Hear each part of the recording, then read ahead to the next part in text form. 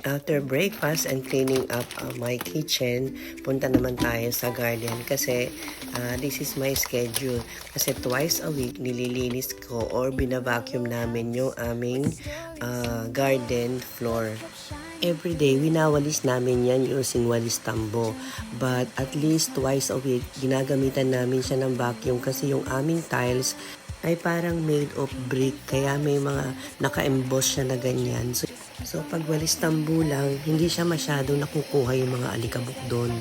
Kaya twice a week, binabacuum namin. So after cleaning, luto naman tayo ng lunch.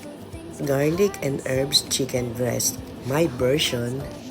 Ilalagay ko na lang sa comment section yung recipe pagka may mga interesado po. By the way, this is my first time to use this Karote cast iron Dutch oven from EMC Japan Surplus. Matagal ko na nakikita sa shop niya yan.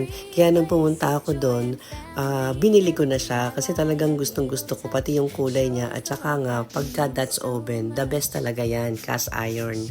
Alam nyo naman, mahilig ako sa mga second hand kasi kaysa pabibili ako ng ganyan na brand new, napakamahal niya. And according to May, it's from Korea kaya napakaganda ng kanyang quality, napakabigat niya, talagang cast iron.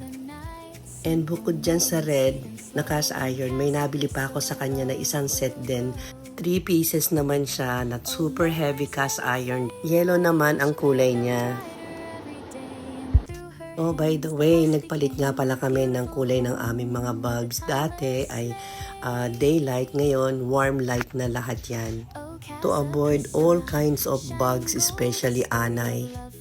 Alam nyo naman, matanda na itong bahay namin at saka marami siyang kahoy.